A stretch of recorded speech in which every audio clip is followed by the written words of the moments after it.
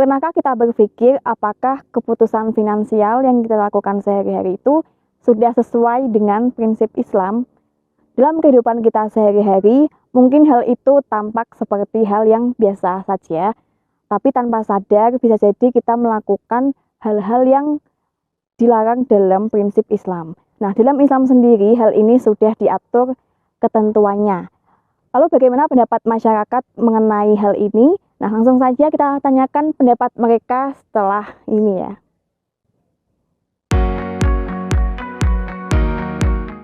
Definisi dari harta haram, ya menurut saya harta yang didapatkan dengan cara yang tidak sesuai dengan norma-norma agama.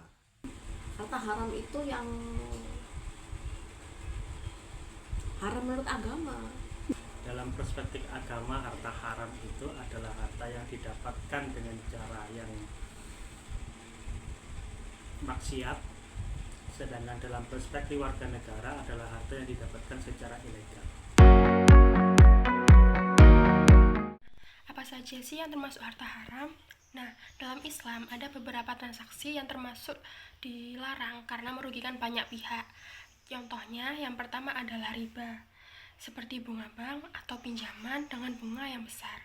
Yang kedua adalah masyir atau judi, termasuk taruhan atau spekulasi berlebihan. Yang ketiga adalah gharar atau ketidakjelasan, misalnya membeli barang yang tidak jelas kondisinya. Yang keempat ada korupsi ataupun suap, yang mendapatkan harta dengan cara yang tidak adil. Yang kelima, perdagangan barang haram, seperti minuman keras atau narkoba. Allah Subhanahu wa Ta'ala sudah memperingatkan kita dalam Al-Quran.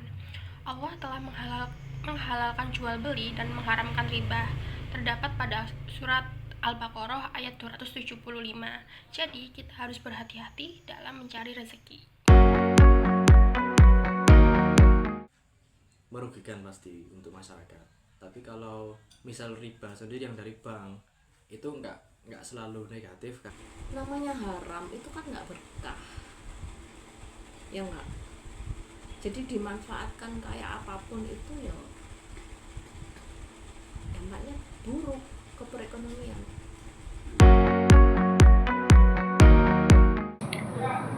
Maka selanjutnya, apakah dampak yang diakibatkan dari konsumsi harta yang haram bagi kegiatan perekonomian? Dampaknya adalah akan menghambat pertumbuhan kegiatan ekonomi yang sehat. Nah, saya beri gambaran, contohnya seorang pedagang yang menerapkan hal yang haram atau hal yang tidak baik di dalam kegiatan bisnisnya. Contohnya, dia melakukan pengurangan takaran di dalam timbangan, contohnya.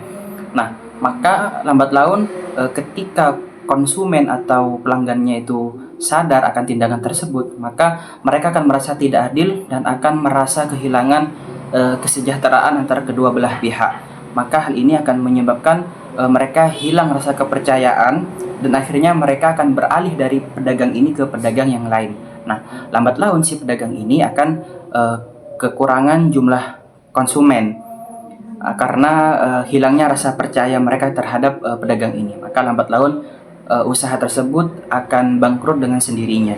Nah, hal ini telah dijelaskan oleh Allah Subhanahu wa Ta'ala dalam surat Baqarah ayat 188, yaitu yang berbunyi, hai orang-orang yang beriman, janganlah kamu memakan harta sesama kamu dengan cara yang batil. Di sini jelas Allah telah melarang kita untuk mengambil atau melakukan hal yang haram dalam perdagangan, karena ini akan menghilangkan berkah di dalam perdagangan tersebut.